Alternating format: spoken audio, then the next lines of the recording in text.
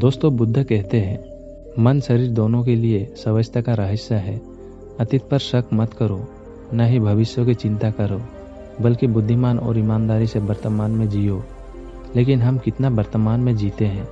जी ही नहीं सकते। अगर जी सकते हैं तो आप कोशिश करके देख लीजिए, आपका मन और शरीर दोनों स्वस्थ हो जाएंगे। आप भविष्य की चिंता में परेशान नहीं होंगे और न ही अतीत को दुख का लेकर रोएंगे, बल्कि वर्तमान में चल रही सांसें भी आपको आनंद देगी। मैंने सुना है कि कहीं दूर एक पहाड़ की चट्टान पर एक व्यक्ति बैठा रो रहा था। वहां से एक बौद्ध भिक्षु गुजर रहे थे। उसे रोता देख भिक्षु उस व्यक्ति के पास आया और बोला, क्या तुम कूदकर आत्महत्या करना चाहते हो? व्यक्ति बोला, आपने सही अंदाज लगाया। मैं चाहता तो यही था, मगर हिम्मत नहीं जुटा पा रहा था। भिक्षु ने कहा, क्या सब पीछे छोड़कर आए हो या अपने साथ भी कुछ लाए हो?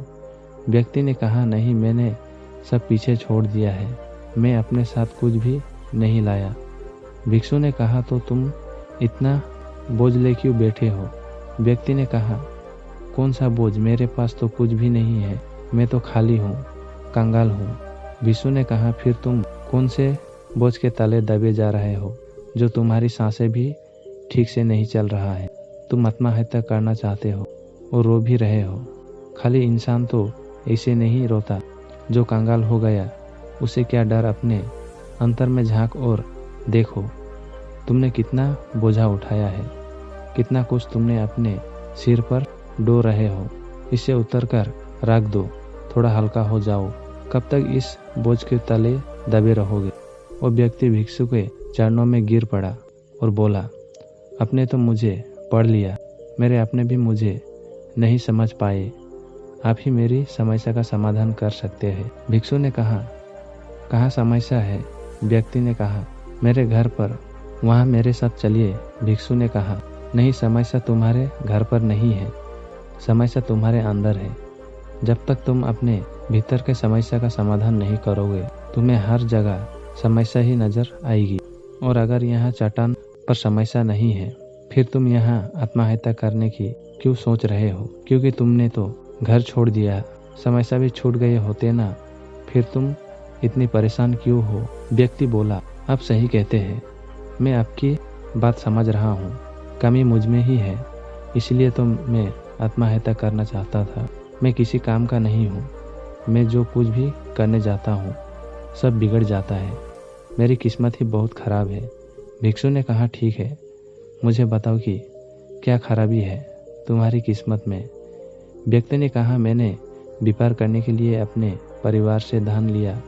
उस धन से मैंने व्यापार किया, लेकिन मेरा व्यापार ठीक नहीं चला। शुरू में मेरे परिवार वाले ने मेरे साथ दिया, लेकिन धीरे धीरे जैसे जैसे मैं अपने व्यापार में नुकसान उठाता गया, मेरे परिवार वाले भी मुझसे दूर हो गए। मैं सब उन्हीं के लिए कर रहा था, लेकिन वो मुझे अब इन सब का जिम्मेदार ठहराते हैं। मुझे भी लगता है कि मैंने उन सबको साथ गलत किया। मेरे एक मित्र है, उसने भी व्यापार आरंभ किया था। आज उसका व्यापार बहुत अच्छा चल रहा है। वो कभी मेरे घर आता है तो वो अपने अच्छे चल रहे व्यापार की बात करता है।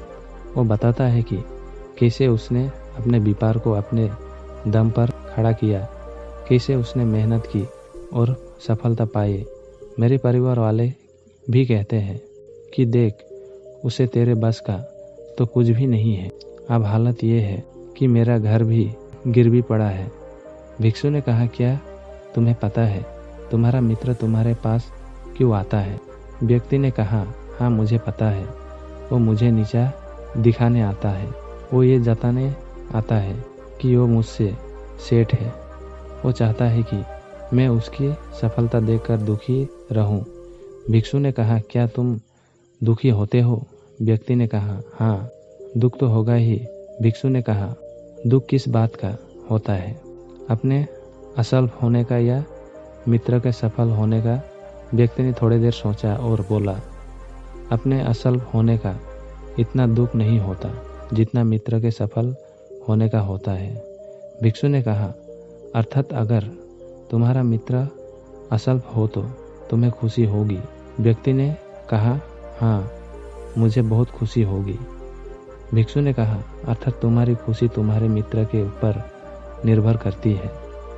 तुम्हारा मित्र चाहे तो तुम्हें खुश कर सकता है या चाहे तो दुखी कर सकता है। तुम सभी से ना तो खुश हो सकते हो और ना ही दुखी हो सकते हो। तुम अपने मित्रों के गुलाम हो गए हो। तुम्हारी समस्या का कोई समाधान नहीं है, क्योंकि तुम्हारी खुशियाँ और तुम्हारे दुख दूसरे के व्यवहार से आते हैं। तुम्हारे सभी के कर्मों से तो कुछ नहीं आ रहा। व्यक्ति बोला, ऐसा ना कहे, मुझे आपसे बहुत आशा है। भिक्षु ने कहा, जब हम दूसरों से आशा बांध लेते हैं तब हम दूसरों पर निर्भर हो जाते हैं। अगर मैं तुम्हें कोई रास्ता ना दूँ तो तुम दुखी रह जाओगे, और अगर कोई रास्ता दूँ तो शायद तुम्हें कुछ मिल जाए। लेकिन अगर आशा तुम अपने से बांधो तो तुम्हें सफलता अवश्य मिलेगी। तुम्हारे मित्र आज तुम्हें दुखी करने आता है, लेकिन बातें वो सच्ची ही बताता है। वो अपने संघर्ष और अपने अनुभव की बात बताता है। उसके अनुभव और अपनी बुद्धि का उपयोग करो, उसके संघर्ष का उपयोग करो। दुखी होने की जगह खुशी मनाओ कि तुम्हें घर बैठे कुछ अनुभव मिल रहे हैं। संघर्ष करो, हार मत मानो। कर्म करते जाओ। बुरे से बुरा वक्त या अच्छे से अच्छे वक्त दोनों ही गुजर जाते हैं, लेकिन ये दोनों वक्त देखने के लिए जीवित रहना जरूरी है। और जब तुम्हारा अच्छा वक्त शुरू होगा तब तुम्हारा मित्र तुम्हें अपनी सफलताओं की कहानी नहीं बताएगा, वो अपना सफलताओं की कहानी बताएगा ताकि तुम गलत निर्णय ले सके। तभी अपनी ही बुद्धि का उपयोग करना। उस समय भी वो तुम्हें दुखी करने आएगा, क्योंकि उससे भी उतना ही मज़ा आता है तुम्हें दुखी देखने में जितना कि तुम्हें आता है उसे दुखी देखने में। व्यक्ति ने कहा, आप सही कहते हैं, मेरे जीवन को मैं नहीं चला रहा, दूसरे ही इसमें सुख और दुख भर रहे हैं। लेकिन क्या अपने के लिए कुछ करना गलत है? मैं अपने परिवार के लिए अच्छा करना चाहता था, लेकिन वो परिवार ही अब मेरे साथ नहीं है। भिक्षु ने कहा, तुम शांत होना चाहते हो। वास्तव में इस दुनिया में सब शांत होना ही चाहते हैं। वो चाहते हैं कि हम कुछ करें तो लोग उसकी प्रशंसा करें। प्रशंसा ना होने पर हम दुख हो जाते हैं।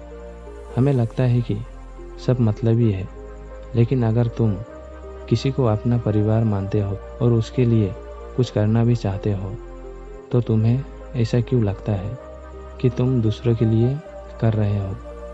तुम अपने लिए ही कर रहे हो।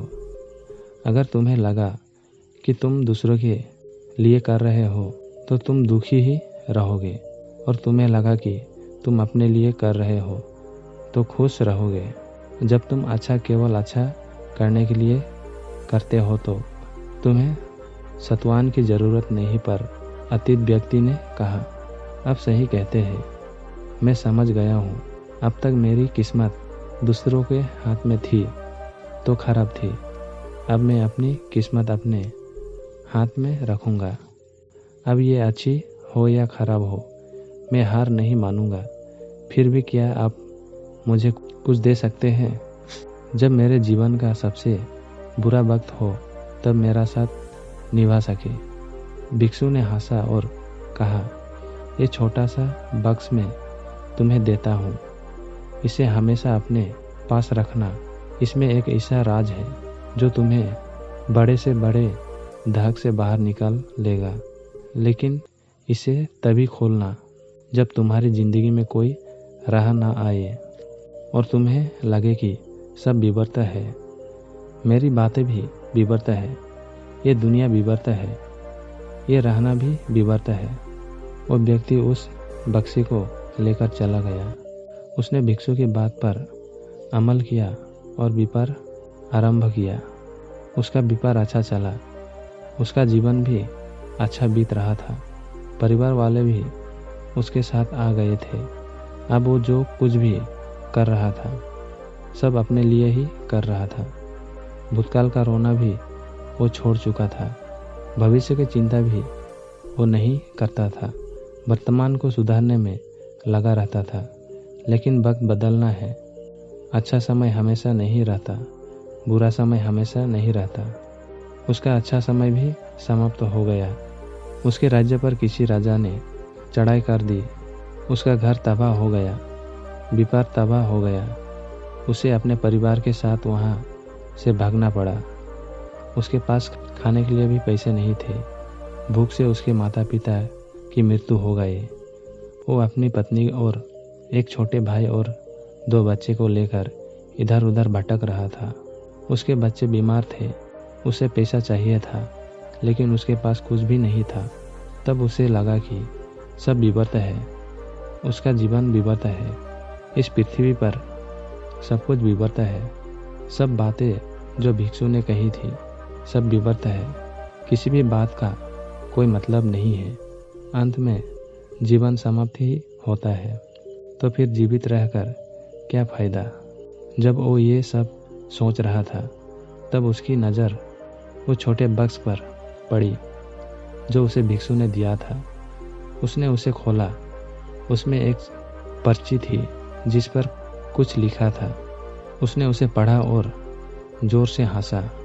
उसी पर्ची पर लिखा था, ये वक्त भी गुजर जाएगा। उस बक्से में एक सोने का सिक्का था जिसे उसने अपनी नई जिंदगी शुरुआत की। ये हो सकता है आपके पास वो सोने का सिक्का ना हो, लेकिन हिम्मत तो है, ना कुछ कर ही लेंगे। तो दोस्तों, उम्मीद है इस वीडियो से आपको काफ़ी कुछ सीखने मिला होगा। और अगर कुछ सीखने को मिला हो तो और हमारे टॉप 1 चैनल को सब्सक्राइब ज़रूर कर लीजिए और साथ ही कमेंट में नमो बुद्धा ज़रूर लिखिए। धन्यवाद।